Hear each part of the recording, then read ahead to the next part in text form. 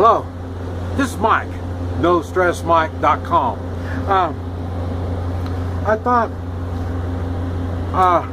thought I would talk a little bit more about foreign troops in the United States.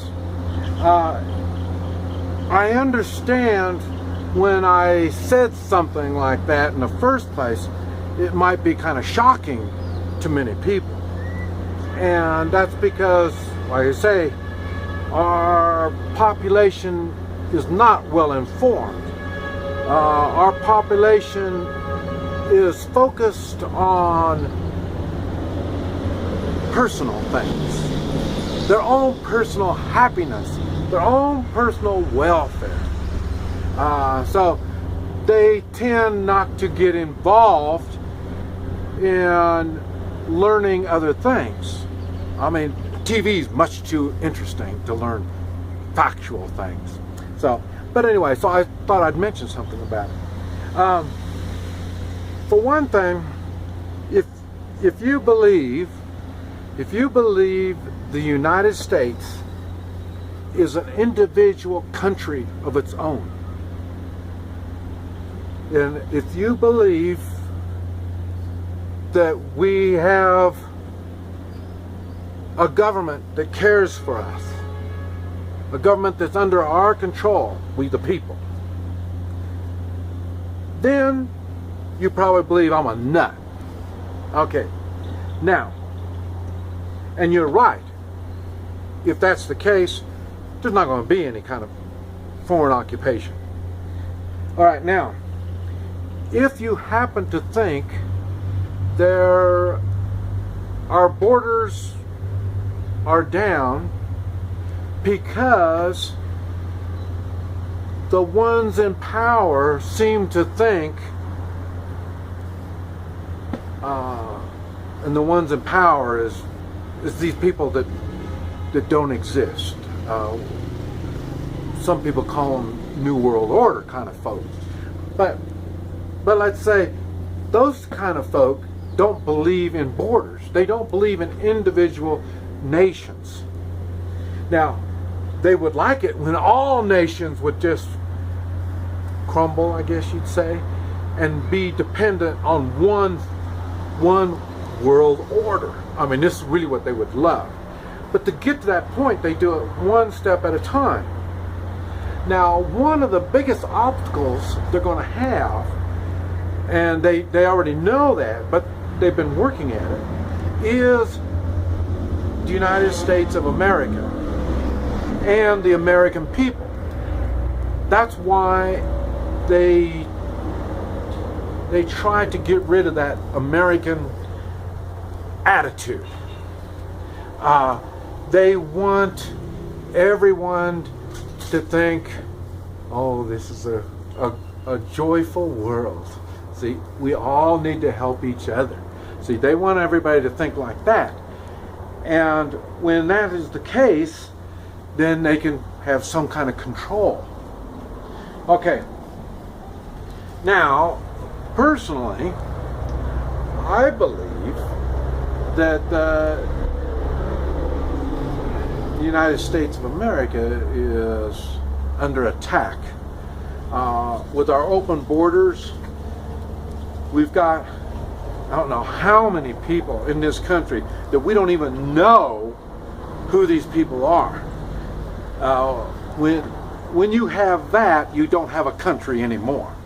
And so we really don't have that much of a country, because we already have other problems to deal with, and now we've got people that are in this country that shouldn't be in this country. So I'm believing that our government is not our government, like the United States of America type government is what I'm talking about. I think that they are under other type of control. They don't answer to we the people. At least not that I'm aware of. Or at least nothing I have seen that makes me think that they work for us. So they're working for somebody and it's not us. Now, how this is the reasoning that I come across on why there's going to be foreign troops. Our American troops are being sent to make made-up wars that I don't even know what. I mean, they kind of fall under my experience. I was only in for a year and a half, 19 years old, and I was young and confused. I didn't understand what was going on. I didn't realize how messed up our government was at that time. That was in '68. And but they were already working on this through this time, and I didn't understand how American troops can work with foreign troops in Vietnam. Well, there's no way I would take any orders from any foreign general at all, none at all. But now they kind of go along with this stuff. Now, when they're working with these foreign troops, it kind of becomes old hat, I guess you'd call it, where you're used to seeing foreign troops around, kind of like advisors, foreign advisors, kind of like that. Okay, now, so you're going to have these foreign advisors, and someone tells you that they have authority over you. You know how I feel when it comes to anybody having authority over me. So, but anyway, good military people realize there are others that have authority over them. The problem is they swore an oath for the Constitution. I was one of those. And that's why we are a threat. Because we don't have an oath to a leader, but to an idea. All right. Now what happens, we have troops, or we have bases already established in essential areas throughout the United States. Now, once the time comes, which this time is, I don't know what it's going to be, but when that time comes, I think within a week they can be flying in troops to these bases. I don't know. I may be wrong. I'm open for correction. Now, in other words, if you're living by one of these bases and you see foreign planes coming in,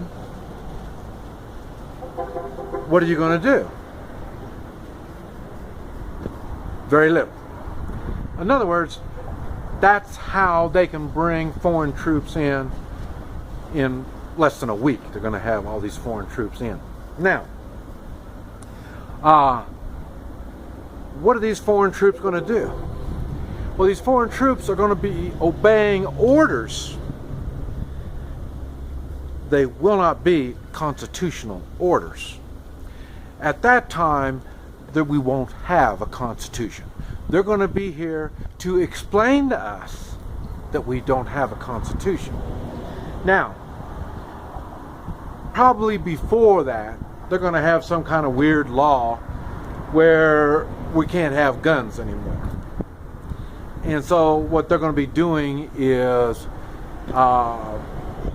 seeing our own police, I mean the police that swore the oath to the Constitution, they won't go along with we can't have guns.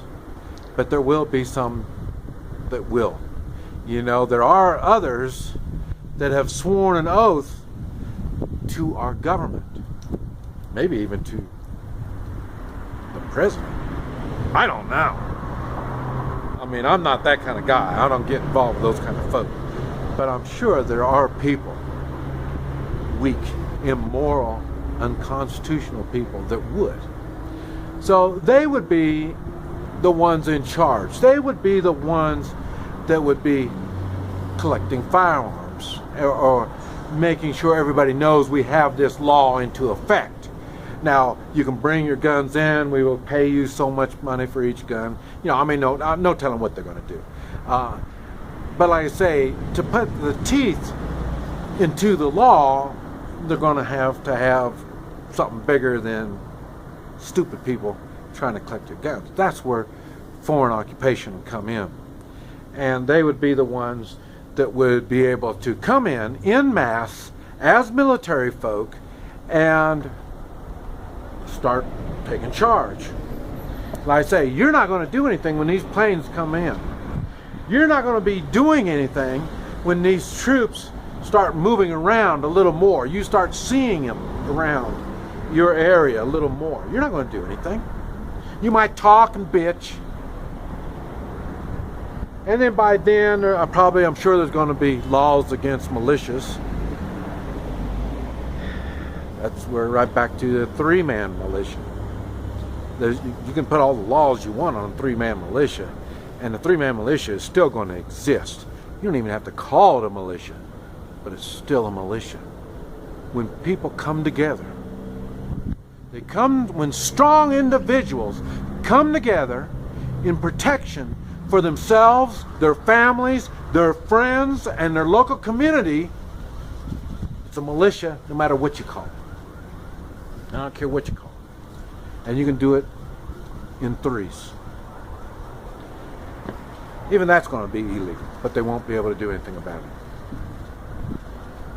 But I say, in a month, after all these foreign troops come in, they'll be able to do roadblocks. I've made a video talking about how they're going to take your weapons. First there's going to be roadblocks, and then you won't be able to move weapons from one place to another.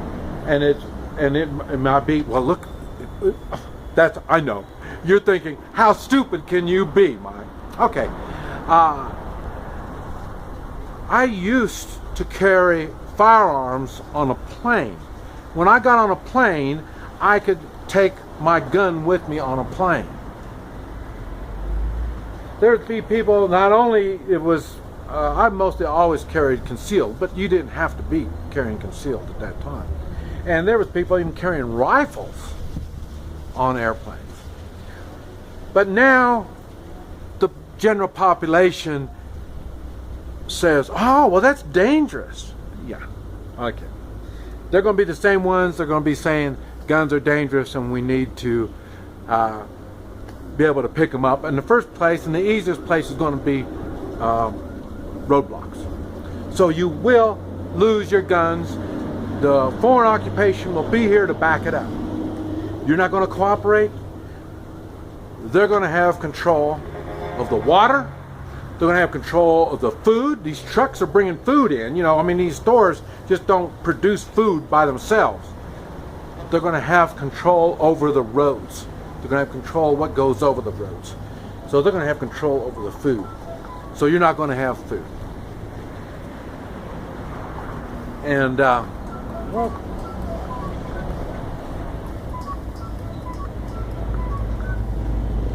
and they're going to have control over the water. Like they already have control over the water. They're giving you fluoride in your water. They're polluting your water already.